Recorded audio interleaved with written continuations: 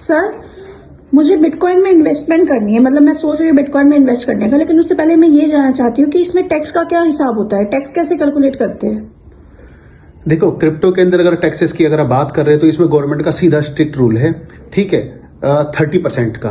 पर इसे समझना होगा क्योंकि फ्यूचर के अंदर और स्पोर्ट के अंदर जो सेक्शंस है चाहे ऑप्शंस है, ये थोड़ा सा बाइफर्केशन है। पर मैं आपको सिंपल वे में बताना चाहूंगा, अगर आप क्रिप्टो के अंदर कोई भी प्रॉफिट जनरेट कर रहे हो, फॉर एग्जाम्पल आपने 1 लाख रुपए का बिटकॉइन लिया था और आपने इसे 2 लाख रुपए में सेल कर दिया, तो जो 1 लाख रुपए के ऊपर आपको पहले 30% फ्लैट टैक्स लगेगा, ठीक है। ये टैक्स आपको 30,000 रुपए का आपको भरना ही भरना पड़ेगा।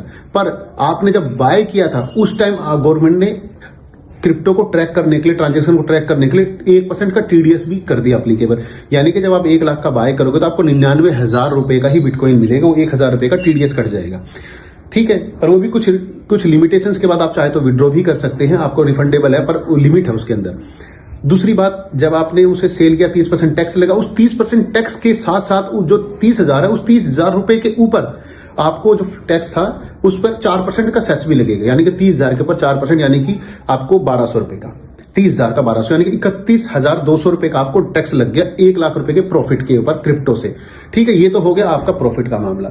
अब आप जब इसको कैलकुलेट करोगे, उसको गवर्नमेंट को डाटा फिल करोगे आईटीआर के अंदर, तो उसमें क्या होगा, आपको एक्सचेंज के अंदर से 1 साल का डाटा डाउनलोड करना पड़ेगा, ठीक है। अगर आपको ये पता हो कि मैंने 4 ही ट्रेड कर रखी है तो एक अलग चीज है। तो आप क्या करें, वहां से अपना डाटा डाउनलोड करें, जैसे बाइनेंस एक्सचेंज है, चाहे आपका कुकोइन है, चाहे बाईबिट है, चाहे कोइन डीसीएक्स है, जो भी एफआईयू रजिस्टर्ड एक्सचेंज है, वहां से डाटा डाउनलोड करें, या नॉन एफआईयू से भी आपको करना ही चाहिए।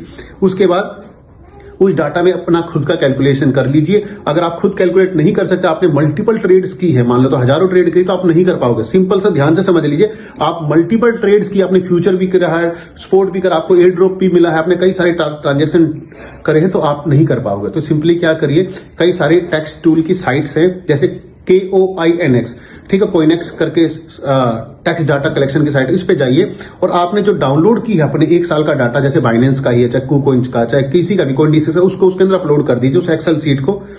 वो आपका टैक्स बता देगा कि आपको कितना भरना है। उसके कुछ चार्जेस लेता है वो, मान लेते हैं आपके 1,000 या 2,000 रुपए चार्जेस लेगा, आपके वो टैक्स की शीट बना देगा कि आपको कितना टैक्स भरना है, ओनली क्रिप्टो।